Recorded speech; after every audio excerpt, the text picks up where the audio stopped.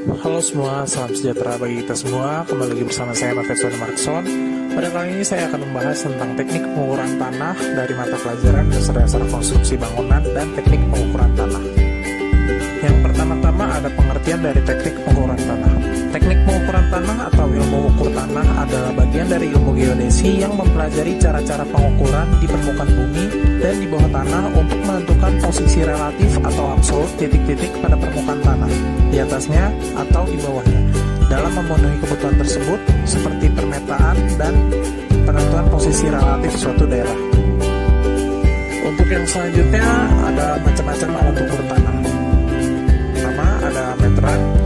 Fungsi dari meteran yaitu untuk mengukur panjang dan jarak. Biasanya satuan yang digunakan terdapat dua ukuran, yaitu ukuran satuan metrik mm, cm, dan m, dan satuan Inggris yaitu inch, feet, dan yard.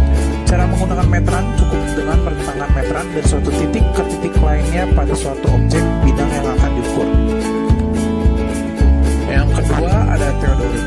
Fungsi dari teodolit yaitu untuk pengukuran poligon, pemetaan situasi, dan juga pengamatan matahari. Pada konstruksi bangunan, teodolit dapat berfungsi untuk menentukan sudut siku-siku pada fondasi dan juga mengukur ketinggian bangunan bertingkat. Yang selanjutnya ada waterpass. Waterpass termasuk ke dalam alat ukur optik yang berfungsi untuk mengukur beda tinggi dari satu titik atau lebih. Penggunaan waterpass saat ini sangat luas. Terdapat beberapa syarat dalam menggunakan waterpass, yaitu syarat dinamis atau sumbu satu vertikal dan syarat statis atau garis yang mendatar pada bagian diafragma sejajar sumbu satu, garis nivo tegak lurus sumbu satu, garis bidik pada teropong sejajar dengan garis arah nivo.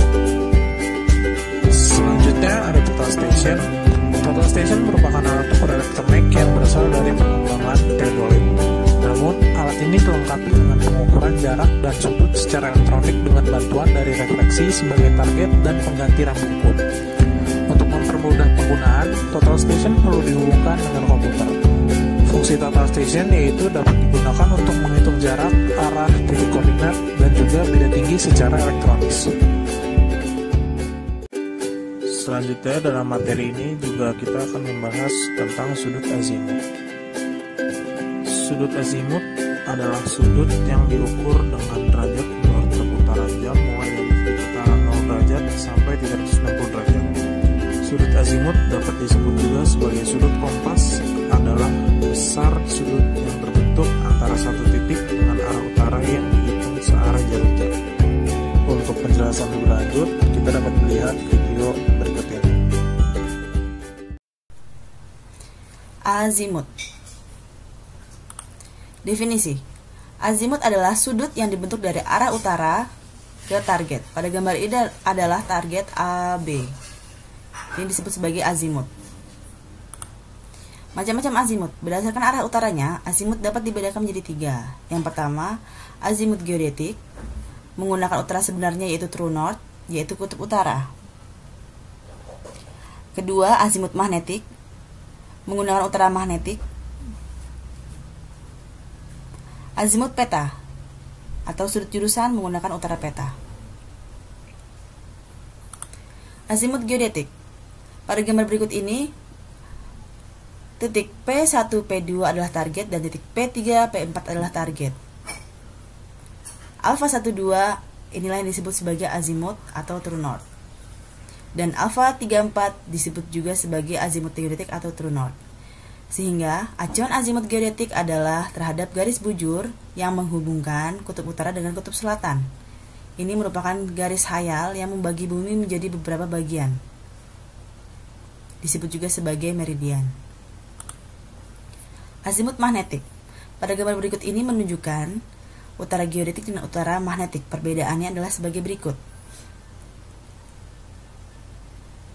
Kutub utara di sini itu tidak sama dengan utara magnetik pada bumi, sehingga terdapat perbedaan antara kutub utara dan utara magnetik, sehingga inilah perbedaannya seperti ini. Jadi di setiap wilayah utara magnetiknya akan menunjukkan pusat utara magnetik yang bisa ditunjukkan dengan menggunakan alat kompas. Azimut peta. Arah utara peta pada suatu titik adalah garis yang sejajar sumbu Y positif yang melalui titik tersebut.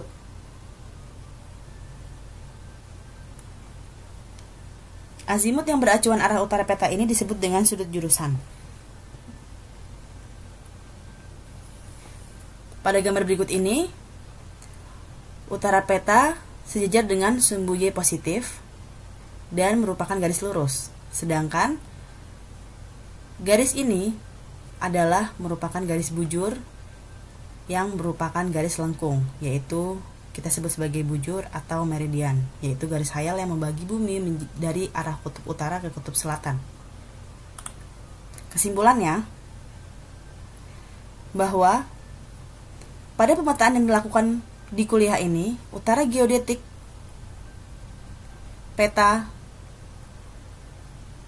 dan utara magnetik saling berhimpit pada suatu wilayah menjadi garis lurus, sehingga pada dunia praktis pemetaan skala besar menggunakan sudut jurusan sebagai arah karena utara geodetik, utara peta, dan utara magnetik dianggap sama.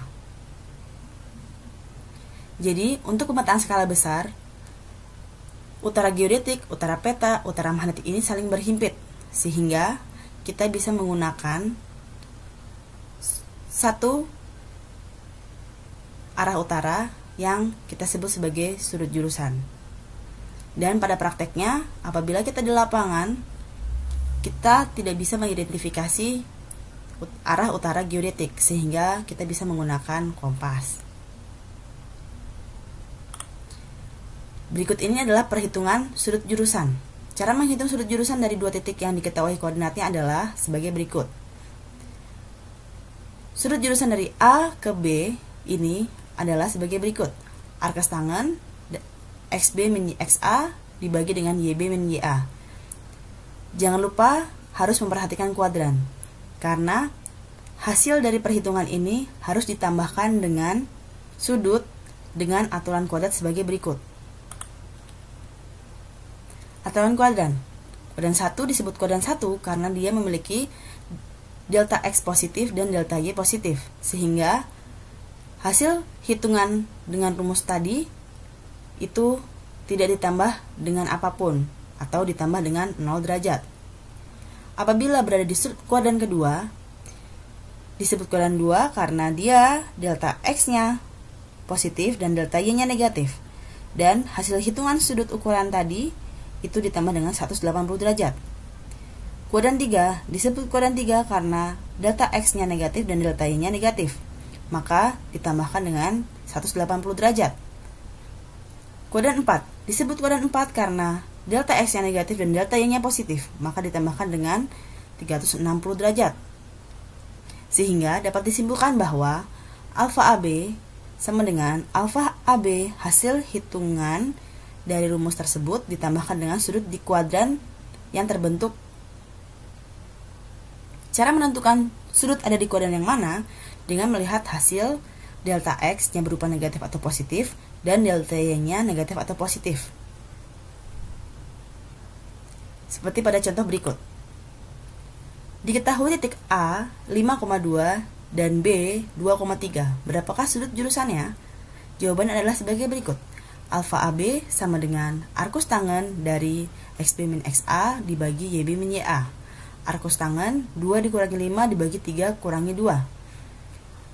Sehingga sama dengan arcus tangen minus 3 per 1. Angka ini menunjukkan bahwa delta X-nya adalah negatif dan delta Y-nya adalah positif. Di kuadran manakah sudut ini terbentuk? Kita bisa lihat gambar tadi. Delta X negatif, delta Y positif. Delta X negatif, delta Y positif. Maka dia berada di kuadran 4. Sehingga hasil perhitungan ini, arcus tangen minus 3 dibagi 1 sama dengan minus 71 derajat 33 menit 54 detik. Ditambahkan dengan aturan sudut di kuadran 4, yaitu 360 derajat. Sehingga sudut jurusan alfa AB adalah 288 derajat 26 menit 6 detik. Kesimpulannya, sudut ini berada di koordinat 4, sehingga sudut hasil perhitungan ditambahkan dengan 360 derajat, sehingga hasil sudut jurusan AB adalah 288 derajat 26 menit 26 detik. Maaf, 6 detik. Demikian. Terima kasih. Itulah bahasan kita pada hari ini. Jika ada kurang mohon dimaafkan. Saya Mefetson Markson, pamit undur diri.